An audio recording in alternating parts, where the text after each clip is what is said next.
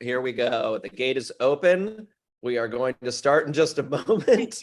And here we go. I'm here with my new bestie, and we get to reunite here, clearly. Yes. Keshawn Hughes. We're going to jump in just a moment. Welcome. My name is Hunter. I am one of your hosts and moderators here at Power to Fly. If this is your first time in a chat and learn, we're so excited to have you here. This is going to be an amazing conversation. I can already tell, because we just had some real heart-to-heart moment in the green room. So buckle up, maybe get some tissues. Hunter. Yes, I have mine. So I was like, let me sit this right next to me today. Glad I did. Perfect.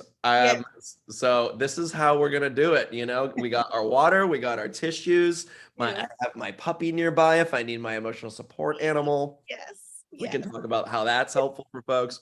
Absolutely.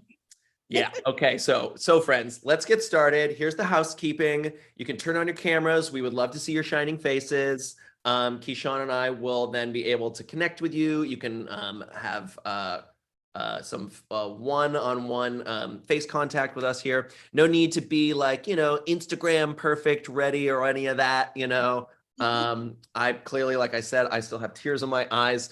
So we are ready to jump in. This is being recorded, so just know that. And then we'll send you a follow-up link in the next couple of days with a link to the YouTube channel where you can watch this and reshare it if you want it, if you want to. At PTF Chat and Learns, I guess, is our new handle. How cool is that? And if you have any questions that come up, please do drop them in the chat. So you can ask them publicly, and Keshawn and I can take a look at those, and we can answer your questions. Please be mindful, this is a shared space, so this is a safe space. Some vulnerable stuff might come up in this chat today, so just let's try to be just as open-hearted and kind to each other and to ourselves as we can be in this conversation.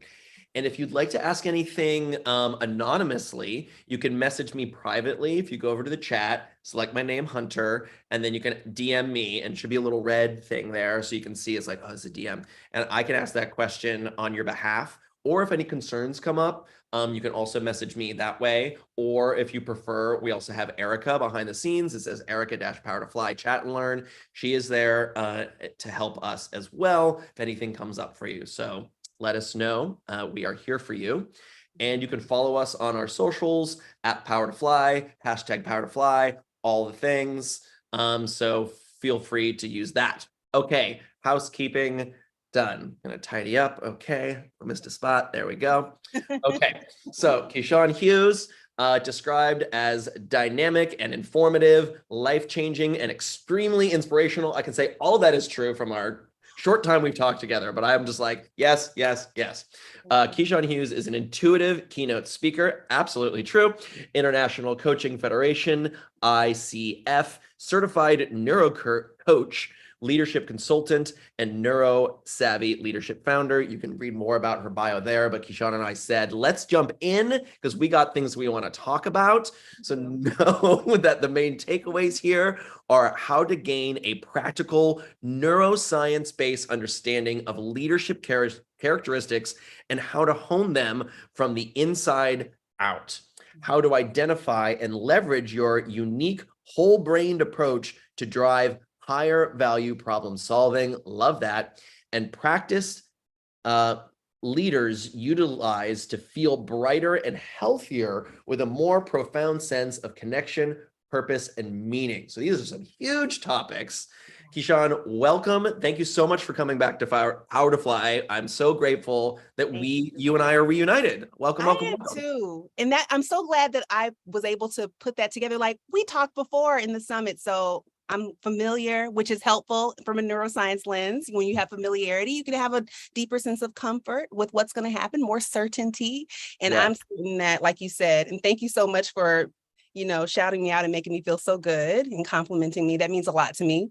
So yes, I'm ready. I'm ready to talk about this. I feel like we're aligned in so many good ways. Oh yeah, absolutely. Yeah. So, is there anything that you would like to share before we jump into questions? And friends, I forgot to mention, the way this hour works is I have a list of pre-submitted questions that some of y'all sent to us in advance. So thank you for doing that. We've pulled some of those questions. I don't see who wrote them, so you know. So if you're like, can you ask my pre-submitted question? You can DM me if you want, because I don't know if you wrote it. So they're anonymous already. But I'm going to go down that list. But if you have more questions, ask them in the chat, and we'll kind of bounce back and forth. So that's how it works. So Keshawn, is there anything that you would like to share with us before we jump into the questions about your personal journey, any intentions you'd like to fulfill in the next hour in our time together? Oh, so good. Intentions. I want this to be an intentional conversation, and I want people to feel healthier afterwards. The reason why I even came into my own knowledge and experience of neuroscience-based coaching and consulting and having conversations like this was because of my own health. And so I want to ground this conversation there, what health looks like and feels like for you. And if ever things are feeling not healthy, do what you need to do to take care of yourself. But the intention is to activate and cultivate a healthy, safe environment, as Hunter said. And yeah, that's my intention. I hope this serves people, and I hope you can utilize this information and pass it on. And I want to learn. I want to learn from you today. So I want this to be like a two-way dialogue. That's why I get excited too when I show up to experiences like this. Yes, we have this questions that were submitted, but if anything comes up in the moment, activate my neurons here and help me to just think on my toes. And if I don't know, I'm very comfortable saying I don't know, but I do want to help you get the support and answers you need. So I'm here for that as well. Love that. The sense of humility. And that is the sign we can perfect segue into leadership skills, because sometimes leaders don't have all the answers. Right. And we need to be able to delegate. We need to like pass on resources, which you just did as an example. So thank you for sharing great leadership skills right there, live. Thank you. Yes. And that's, I have learned the most about leadership through the modeling of others, whether I want to do what they have set for me, like the groundwork they have laid, do more of that, have my own version of that, or like go in the opposite direction. I've learned from mistakes that have been made, mistakes that I've made, traumatic experiences I've had, toxic environments in relationships I've been in.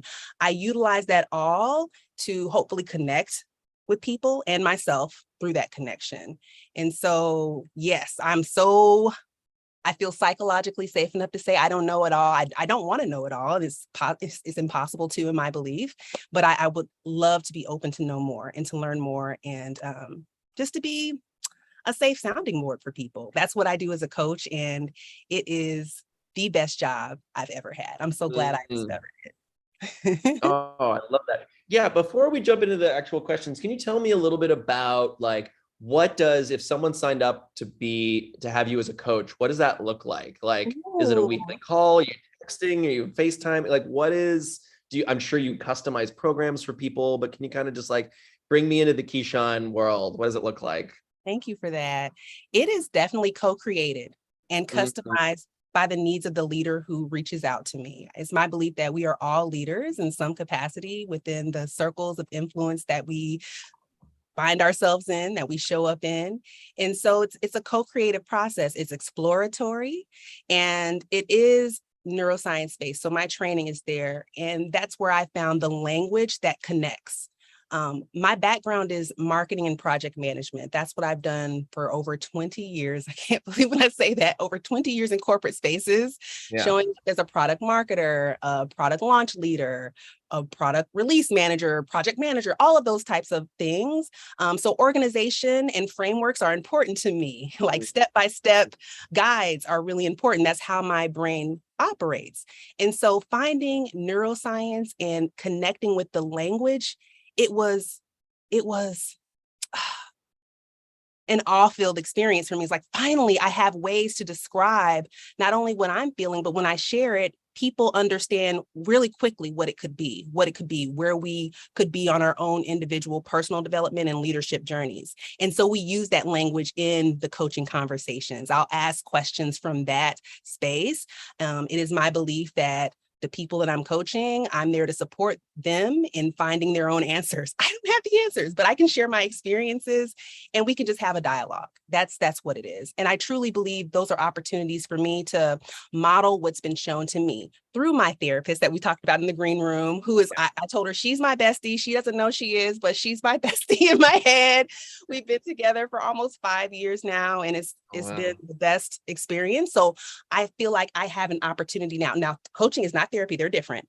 But through those kinds of connections, those kinds of relationships that are healthy, that are based in empathetic listening and give and take, she's shown me a lot, as have other leaders that I've been able to model throughout my adulthood. So I think that's what the experience is like. So it could be meeting once a week. So I have some clients who do meet with me once a week. They're all virtual. I've never met a coaching client in person because I started this practice in 2020. And so after a job loss, so I was laid off from my company working in tech, and I had the opportunity then, because I had these skills, I said, well, I can either go find another product release manager role, or I could just do what's lighting me up now. Like I'm just seeing myself, I'm like, oh, I just lit up.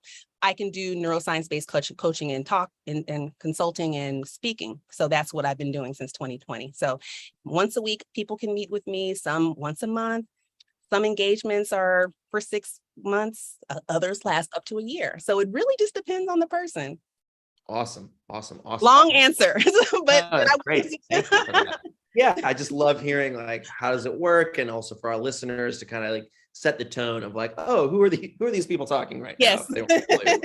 They're helpful. So we had a great question pre-submitted to sort of kick us off here. And again, friends, if you have any questions, please do drop them in the chat.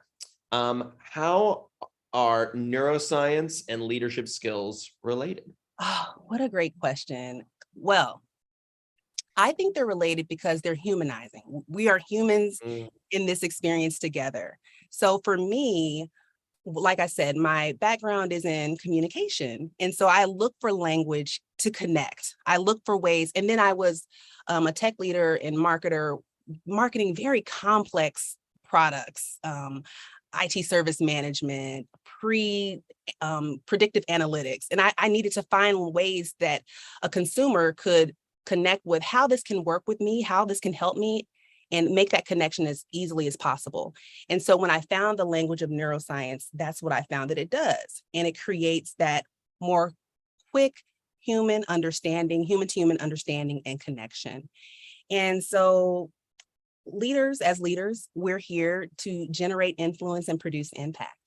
And so having an understanding of neuroscience, which is the study of our brains and neurosystems, as an individual, understanding how that works for me within me, because I believe leadership is an inside out approach, and then understanding how it can work interpersonally can make it more likely that I could have positive outcomes as I'm generating influence and producing impact at work, at home, within my friend groups. So that's how they coincide, just understanding brain function. And like I said, I'm not a neuroscientist, I'm a communicator. So I try to make it as practical and easy to understand as possible so that we can get the best, quickest rewards that have the best positive transformative effects.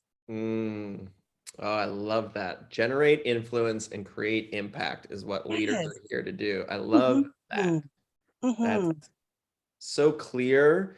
And the only way to do that is by doing the work, right? Like doing the self examinations. Yes. And we were chatting in the green room and you brought up therapy, like doing these other resources. Yes, And that's what you they also are. describe safe environments. Yes. So we can like make mistakes. And like with my therapist too, like, I can be ugly, I can be silly, I can be vulnerable, I can be angry. And it's a container in which this is like a healthy, safe place to do that. So that I'm not like just misfiring that at, say, if I'm a leader in a company, at my employees. I would not want to be doing that. So we can't have great influence and generate impact if we haven't taken stock, right? Right. And so many leaders have not, because in our culture, it's been my experience in our culture. I grew up in the United States. I did live abroad. I lived in Germany as a youth. And I do think that influences my perspective and ability to be adaptable because I found myself in rooms all throughout, even childhood and into my corporate life, where I was the only person like me. I was the only woman in some spaces. Like I said, I worked in tech. I was the only Black person in some spaces, or I was the only Black woman, the only in rooms of hundreds of people, and would be called upon to speak or to share or to produce some kind of impact, right? And so having that adaptability and knowing what that feels like inside of me, understanding when I'm having a threat response that causes me to contract, or a reward response that's causing me to open up and lean forward and share more, is so helpful. It's so helpful for me to know that about myself first.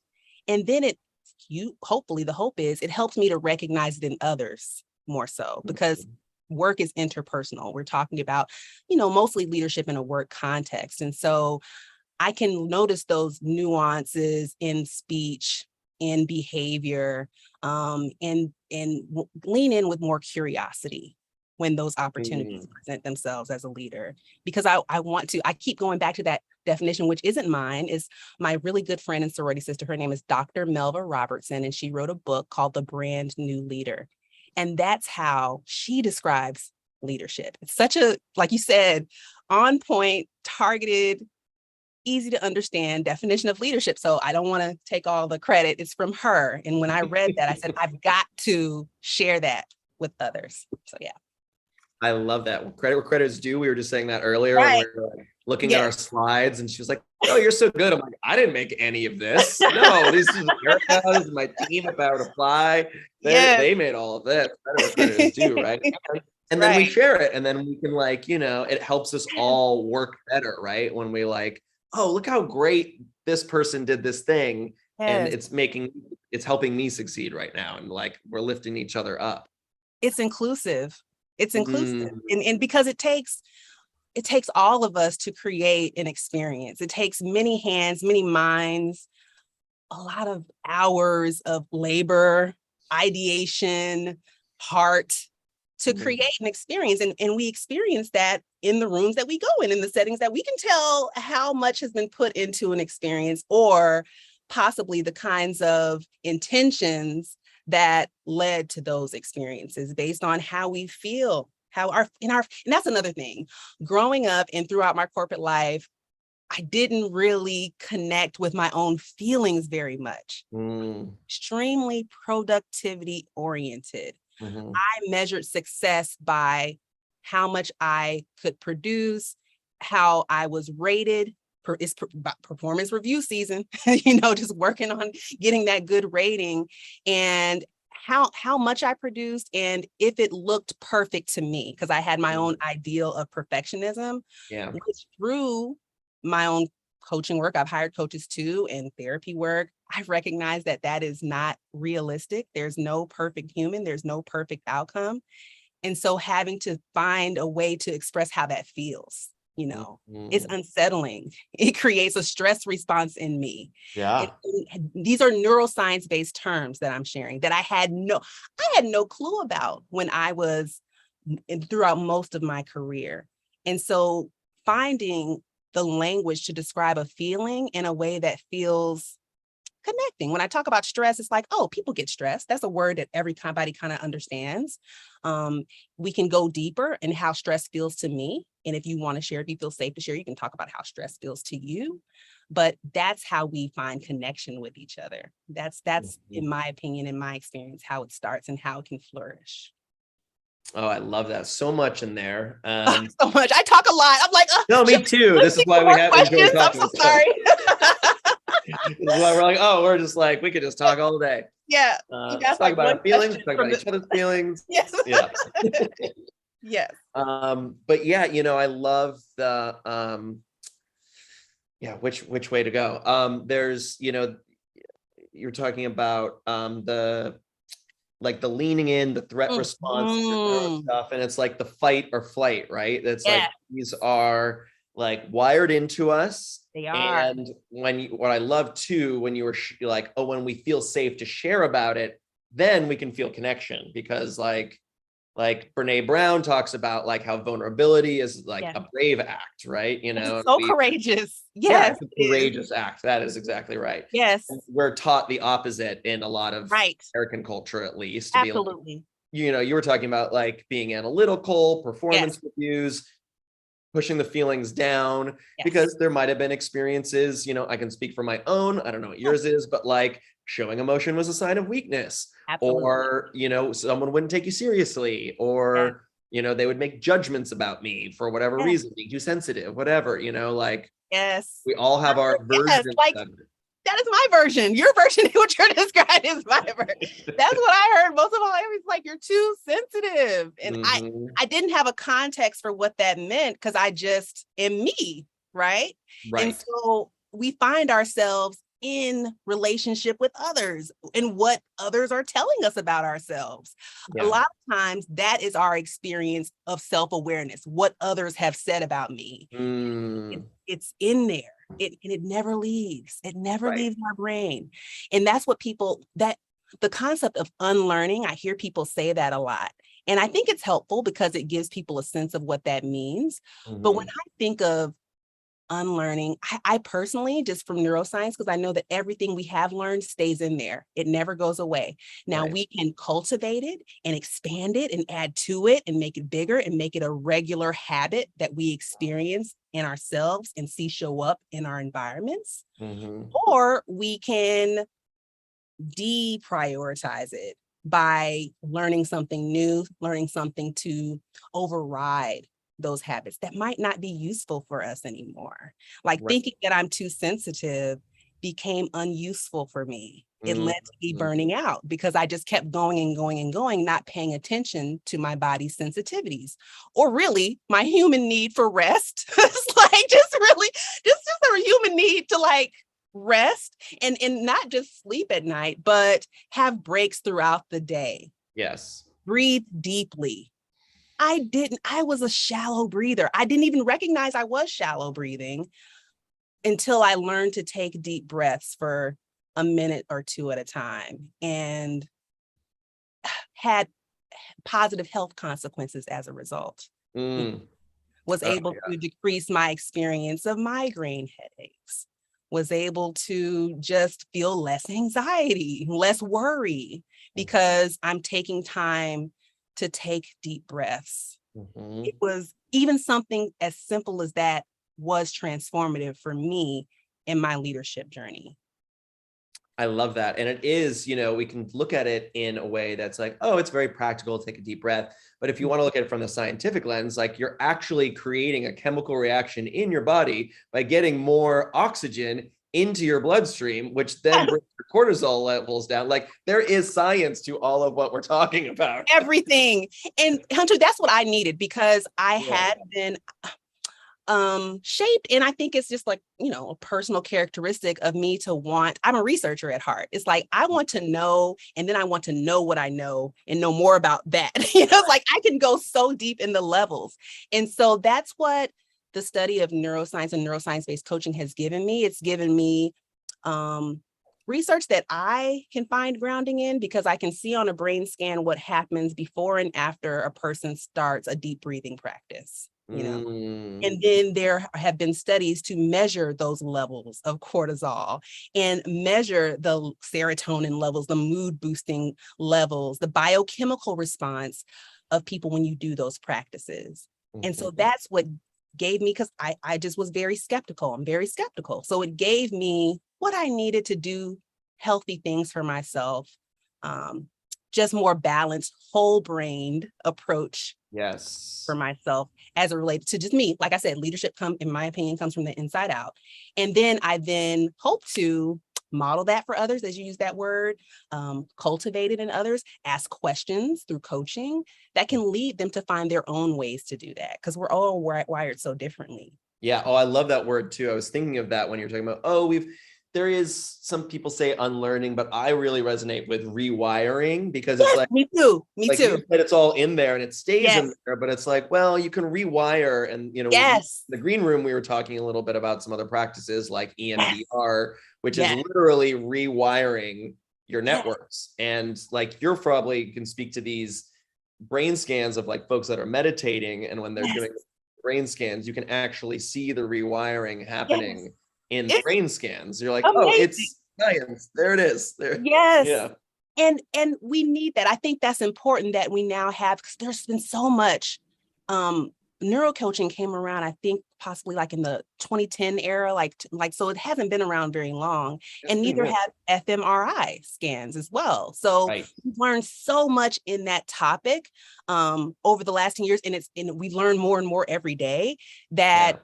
that's something that really piques my curiosity, but also gives me the evidence, because I need to see it, because typically a stress response can be created for people if I can't use my five senses, which are really heavily wired in the left brain part. The left hemisphere is wired heavily towards our five senses. We can see it, hear it, smell it, taste it, touch it. And we typically tend to react and respond from that place quickly because we can.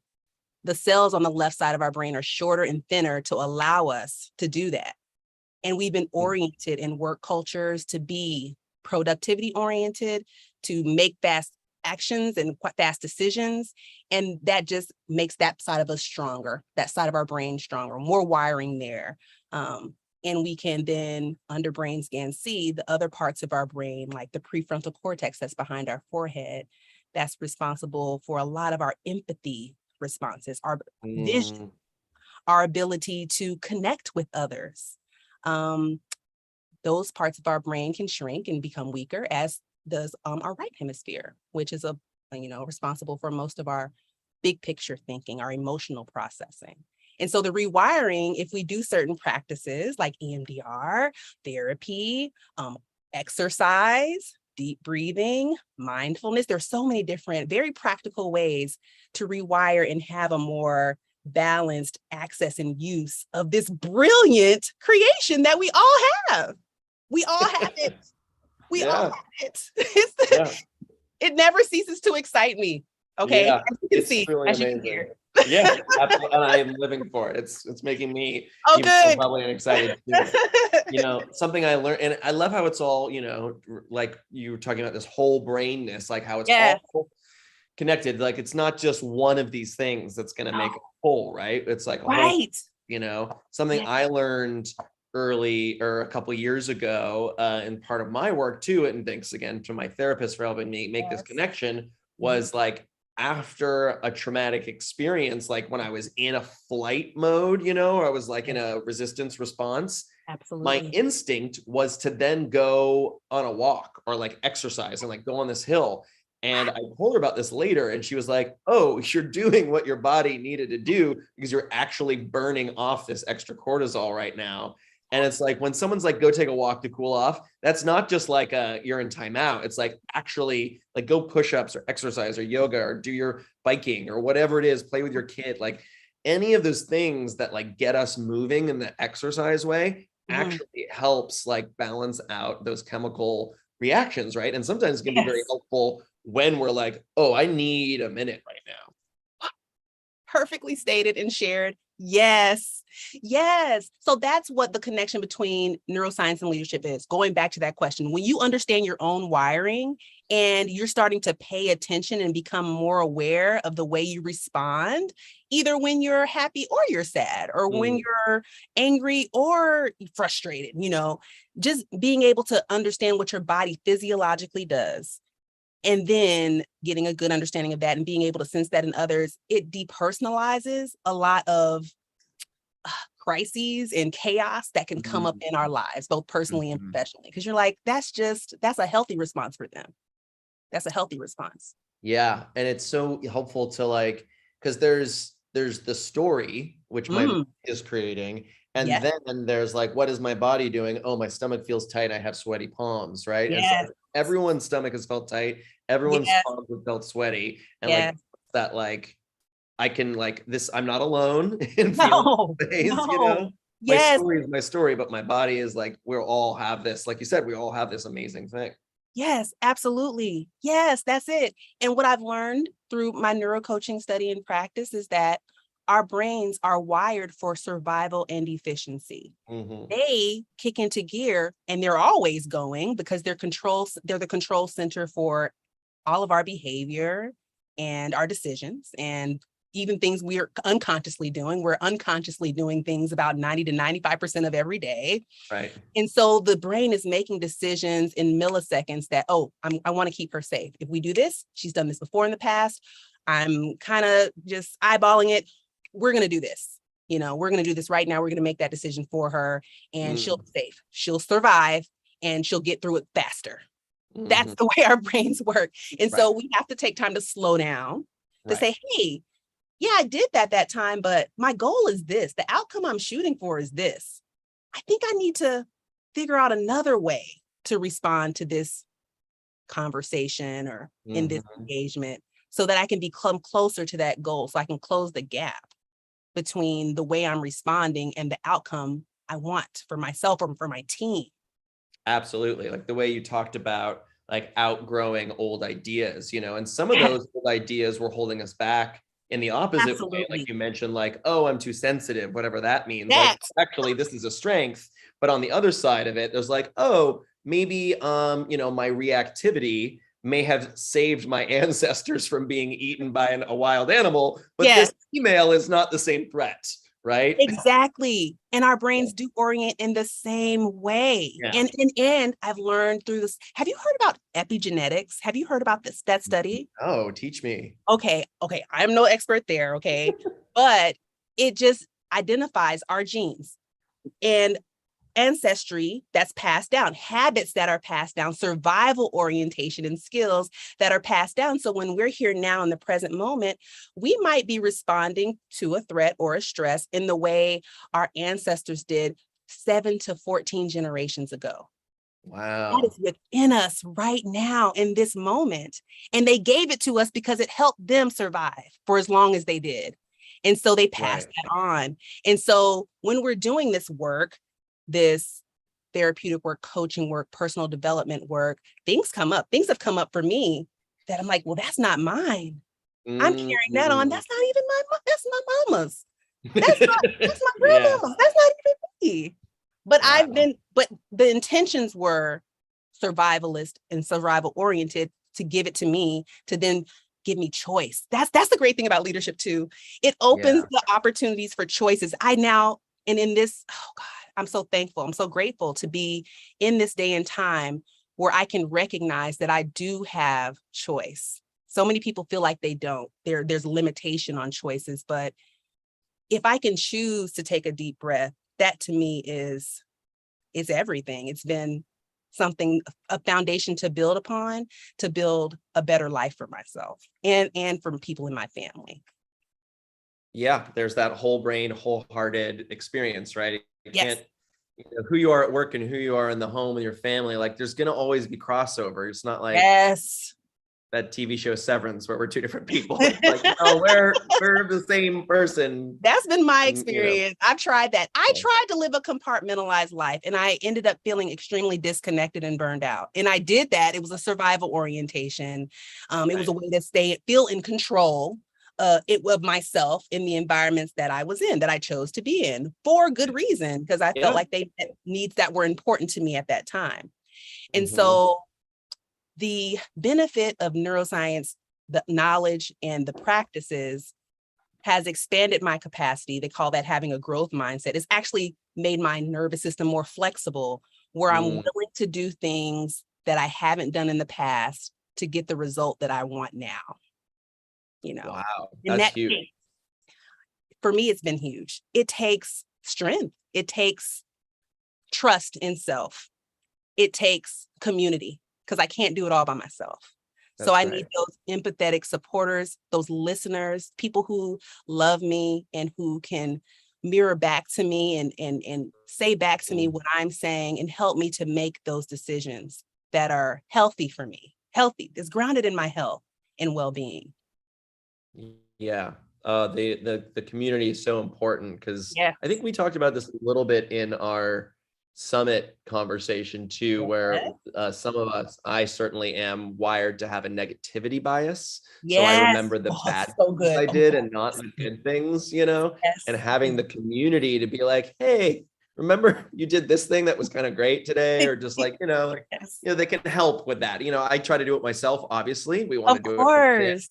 but it's also having that positive network, that community that can Absolutely. help remind us of our, our successes and our positive reinforcements.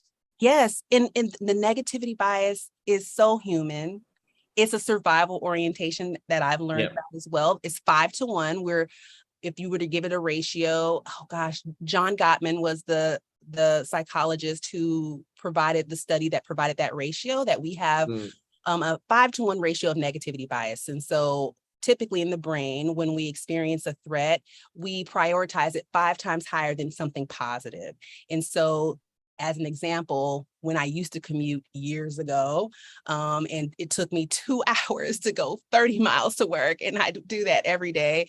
Yeah. And I could have a whole day of great interactions at work. But the first thing I would mention when I got home is the fact that I sat in traffic for 2 hours, because that's what is prioritizing my brain. That's what outweighed all the positive engagements. If I had some good meetings, had a great lunch, just laughed and kikied with some good friends, that I don't know, it could be anything, anything positive. It wouldn't be prioritized in my brain, because that's where my brain chose to stay, because it didn't like that experience and it didn't want me to do it again. So it's going to make it prioritize and premium, so that I try not to do that anymore. Is there another route I can take? Is there another time I can leave for work?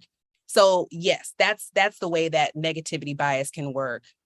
Just in my own personal experience that I've had through my work life. But it can happen when it comes to feedback we get during a performance. Right. Now sending out surveys, customer surveys, and wonderful responses about whatever your process or your service or your offering is, but you hone in on the one bad survey response that just tore you to shreds, and that's the one that gets prioritized. Yep. So that's what our brains do, and it's for our survival. And I feel like having that information is helpful, because then, like you said, in addition to community helping me to consider other truths, I can do that for myself as well. Right. And like you said too, it's like there's this ancestral version of that, Yes. because it's like, well, okay, if you touched a hot coal, don't touch Right. that again. It's like trying to Yes. protect us.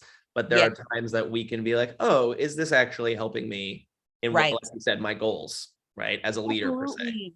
Yeah. I love that. Okay. So there are 4 C's that I thought about when it comes to a whole brain leadership approach. One is competence.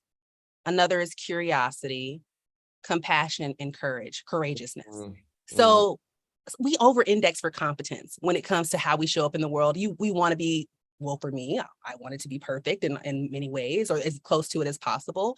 And under-index and not even pay attention or make space and time for curiosity. So that's when you were asking that question about the hot coal, that's activating curiosity, which gives me a more holistic view of my experience. Yeah. So we're getting some questions coming in as well. And I had a DM question. So we're going to jump in here. Good. So thank you. I just want to say to this person, thank you for asking this very courageous question. Is how do you get over past traumas, such as toxic work environments, that has led to mistrust of new experiences?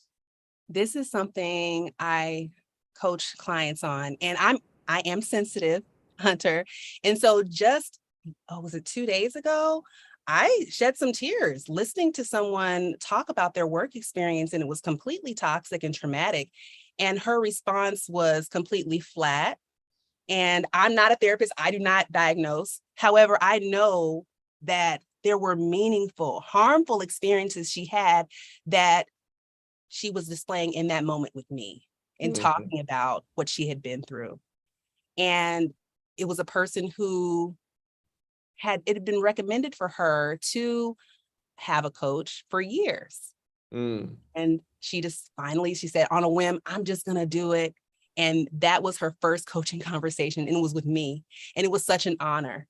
And so I say, one way that's so important and essential to do this, to be able to get through and reprocess and reorient those and rewire those traumatic experiences that are real, that were meaningful and are indefinitely present with you every day, because they're in our bodies. They're in our bodies. Our bodies will keep those memories once again to keep us safe. Body Is keeps to the do it score. with someone. It does. Oh, one of my favorite books. Yes. Yes. Put it on your reading list, y'all. Yes, please. Body Keeps the Score by Neville. Oh God. Bevel. Oh, I can't remember his name right now, but yes, yes, great book. But to do it with a safe person, Mm-hmm. to let it out. Another characteristic that I was very private. I was very, things that I had gone through, I just didn't talk about. I didn't share unless I felt a deep, deep sense of trust with someone. It took a lot to get me to share, but these things needed to come out. So that's one recommendation, is to find someone who's competent. Remember, that's a whole brain leadership characteristics, and trustworthy and safe, that you can share these experiences with, because that's one way, just one way to allow it to be released from your body. Yeah. Thank you for that. Mhm. And thank you again to that person for I hope asking that was that question. helpful. Yeah. Yes. Yeah. So we were talking about earlier about doing the work for ourselves, and someone pre-submitted this question. So great. How can we assess our own leadership skills in order to understand where we might be falling behind? That is so good. I love that question. Thank you for asking it again. Cool. And I would say this is something typically initially in my coaching conversations, I invite people to do a SCARF assessment. And they can find it on the Neuro Yes. Leadership Institute website. And SCARF is a model for leadership and interpersonal dynamics. And so if you want to gauge your own experience of leadership and how people experience you, that is a helpful way to start and to give you language and understanding about that. And SCARF stands for status, certainty, autonomy, relatedness, and fairness. And those are 5 important aspects of human interpersonal engagement. And our brains are wired to respond to those 5 things. And it's just important to understand how we respond, our own unique way of responding to it. And once we learn those terms and how they show up, we can possibly guesstimate what someone else's SCARF prioritization is. For certainty, some people, that was me. Certainty was very important to me, which is why I was a project manager. It's like, I like to make a plan and I like to ensure that everyone followed it. And if not, we can make another plan. And so, because certainty was really important to me. And so to another person, relatedness might be important. It's like they're in work environments or teams where nobody gets them. They don't feel included. They don't feel like they're connecting with others.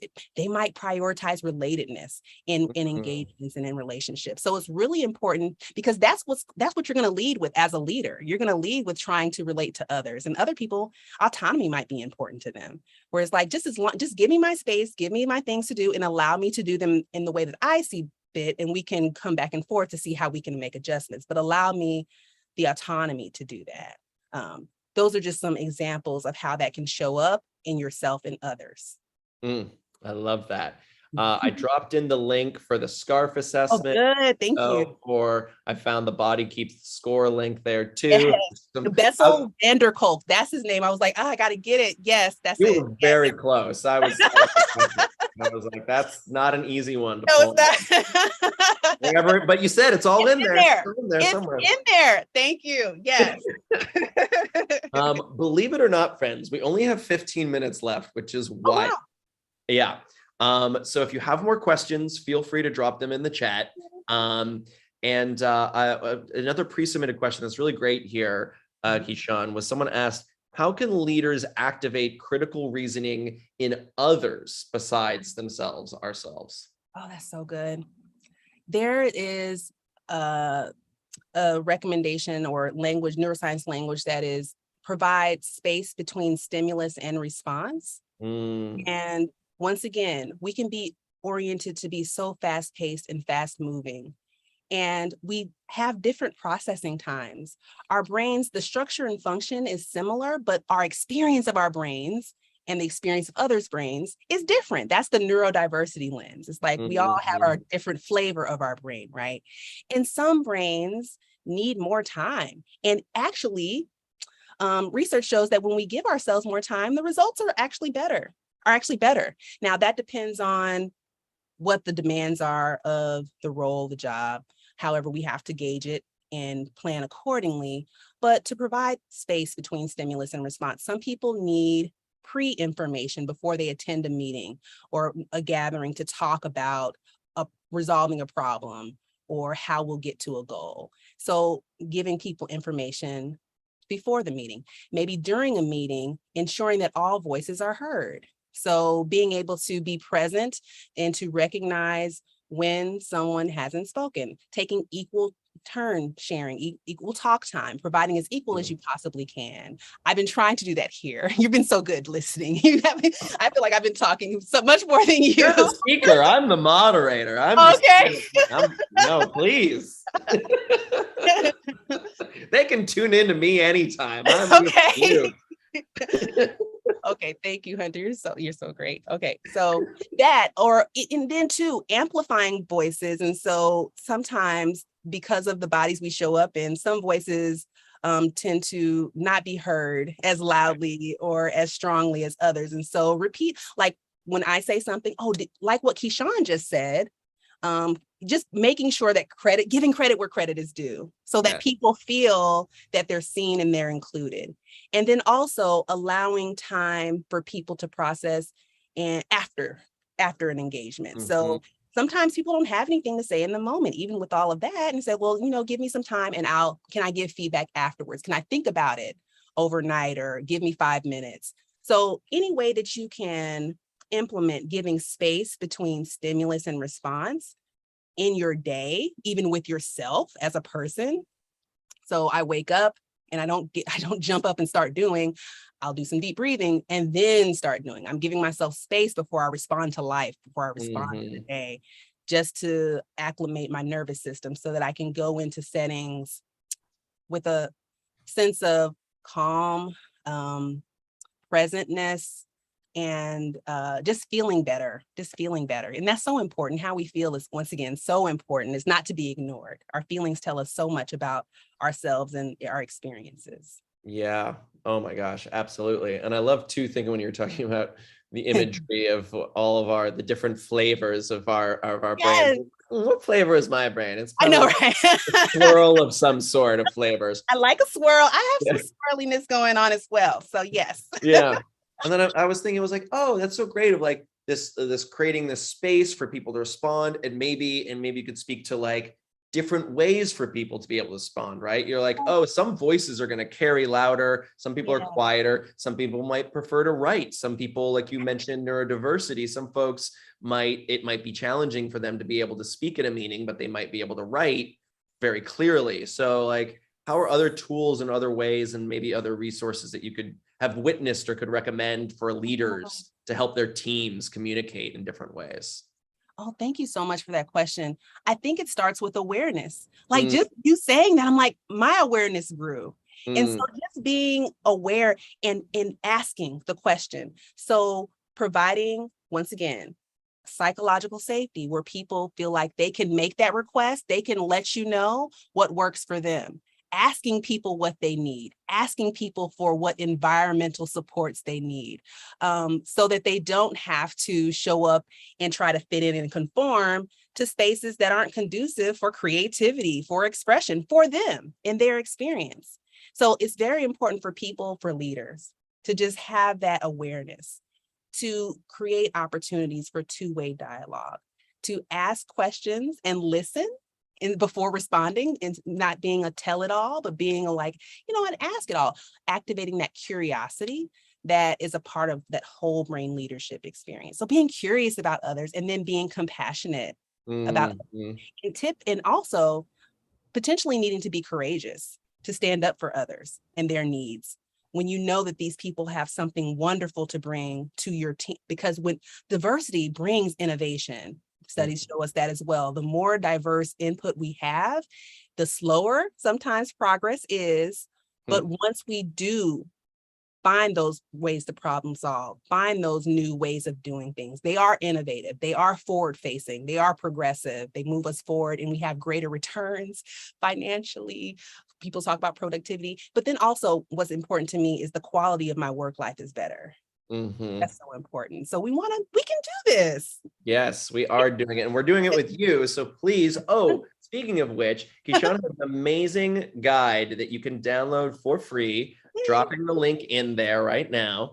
So you can click on that. That'll take you to 10 helpful ways. Or if you want to describe what this is better than I can. Yes. Thank you. The Please. foundation for just being our best leadership selves is having great habits and being able to identify. Can I even identify what is habituated in my life? Like I said, we're so unconsciously going throughout our day for possibly good reason. We just have a lot of stuff to get done. Okay. Right. We're being called upon to do a lot of things. So having a way in practices to be reflective, to identify what habits you have that are possibly leaving a gap between what you're doing and what you seek to experience, the outcomes you want to have, this guide will help you with doing that. Just identifying ways to see what your habits are, healthy, gentle ways to rewire your habits and achieve the outcomes that you're looking for. That's like that's leadership 101, you know? Yeah. You're also getting you're getting many thanks. You're blowing up in the chat right now. Someone did the scarf assessment. They said they did that. Thank you for sharing this. So helpful for me. I could not make the whole meeting, but so many great thanks and amazing nuggets. Thank you, Keshawn. So yeah. So you're getting so many great comments in here. And we mentioned we had a pre-submitted question that jumps out from me, and we were just talking about neurodiversity a bit. And someone asked directly, and thank you for whoever asked this question. Thank you for this question. Is neurodiversity an obstacle for leadership? I have autism, and I would like to know if it is possible for me to get roles as a leader. Yes. Full sentence, yes. And neurodiversity is an opportunity. I see another O word, more opportunity than obstacle, not to diminish the many challenges, obstacles, possibly traumatic experiences and everything that you've had to experience in your life as a neurodiverse person, as someone who is seen and experiences life through that way. I don't want to diminish that at all. However, I'm just going based on research and studies that show that neurodiverse leaders are more innovative, like neurodiversity equals innovation, because once again, diversity equals innovation. The more differing perspectives we have, the more questions that can be asked. Typically in neurodiverse employees, we find that they are their pattern recognizing capability is beyond that of someone who's considered to be neurotypical. And so we want to have those voices in the room, those people who can lead. I would just encourage you to find community. Once again, I can't say that enough. Find a place where you feel safe to be yourself, where you don't have to mask, you don't have to try to fit in. You're able to be your fullest as you feel like you can be, neurodiverse self. People, Autism Speaks is a great organization that can provide resources where you can find community. Also, there is an inclusion guide that I downloaded from Expedia Group, and they have a resource guide that provides information for me as a person who doesn't identify as neurodiverse. Although that is up, I do have some questions about that because I've heard anxiety come under that umbrella. And so, and once again, neurodiversity, we're all neurodiverse in some way because our brains, we have our own experience of our brains, right? Right. Unique and should be respected. And so, yes, I hope that is helpful. There is a road to leadership for you. It helps to see it modeled through others. When others can serve as healthy models for you, it definitely is a possibility. There is opportunity and there will be obstacles along the way, but it is a journey. And so if you have that support, you can get to your ultimate goal. That is my belief. Absolutely. Thank you so much for that. Thank you. Wow, we only have a couple minutes left. And so there's more questions. We're not going to get to all the pre-submitted ones, unfortunately. Some more DMs coming in too. Someone asked that they're sharing. Thank you for sharing this as well. They said, I've come into contact with a lot of leaders who don't believe that they can both have strong work ethics and take care of themselves and take breaks. Are there Oh, any brain stats around how taking breaks and taking care of oh, ourselves as leaders will lead to better performances? We talked about breathing a bit, but also there are other resources that you can provide. that made me excited. Okay, I see so that. Me oh, too. that was a good one. That was a good one.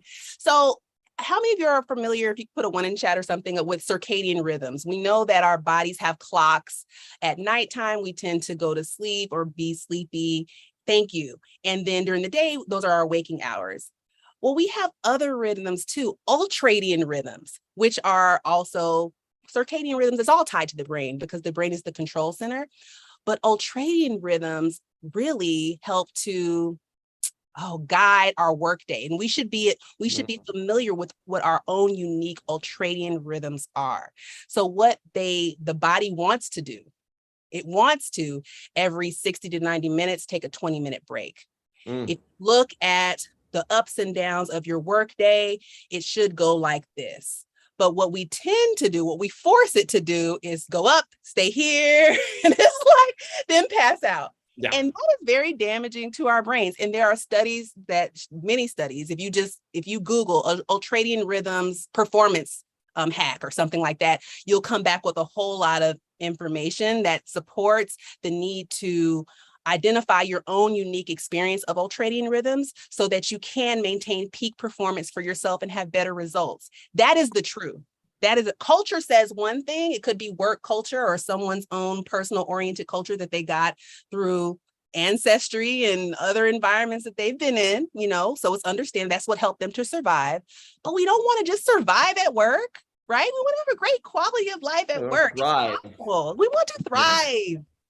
We are living in times where that is a possibility, more so in my belief now than ever before, even though I haven't lived any other time before that I know of. So, but I can only speak for right now. I believe in the possibility. So if you would identify that for yourself, I think that could be a game changer. Absolutely. And clearly, ultradian rhythm is going to be my drag name. I just have to say. Please welcome ultradian to the stage. Yes, listen, let me see the imagery. Let me see how you put that all together. Okay, because I know that's gonna be a look. I know. She knows how to keep time. I gotta tell you, she knows.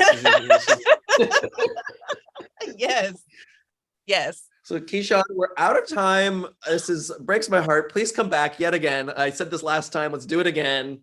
Please. Anytime. How can folks stay connected with you? We got your guide there. LinkedIn, other websites, resources, other social medias. Yes, thank you for asking that. I put these kind of brain tips, and I'm sweating so hard. This is how I know I'm having a good time. This is how I know I'm enjoying this conversation because it excites me. My body heats up. It's like, yes, this is what I wanted. This is my toward response. This is a sign for me because I'm in touch with my body now. This is a sense for me, a sensitivity for me that lets me know that this is what I'm meant to be doing and what I enjoy so much. So please, I share these kinds of tips on my Instagram at Be Neurosavvy. I want us to focus more on being, in addition to doing, but be neurosavvy. Let me type that into the chat so you can have it. So I'm that on Instagram. Great. Awesome. Yes, I'm that on LinkedIn. And I assume you're on LinkedIn as well. Great. Yes, and follow me. Perfect. If you want to go to my website, KeshawnHughes.com. I'll spell awesome for you. Thank you so much. It's been great. And Power to Fly. This has been so good. Oh, and thank you everyone for being here. This has been so great. Thank you for bringing your open heart to these conversations, these personal questions. I just really value all of y'all for being here. So thank you. And Keshawn, thank you again. You're such a delight. I hope we get you are the same. Butterfly, book us every week. We're gonna start a podcast. We can do a series. We could. I'd be so down for that. Your questions were so good, Hunter, and I knew they would be from our previous experience. Thank you for listening to me. Thank you for seeing me today. Oh, well, you're so welcome, and thank you for receiving me and seeing me. It feels good to be seen. Yes, doesn't it? Okay, well, I'm gonna have a great rest of my day. I hope you have a great rest of your day. You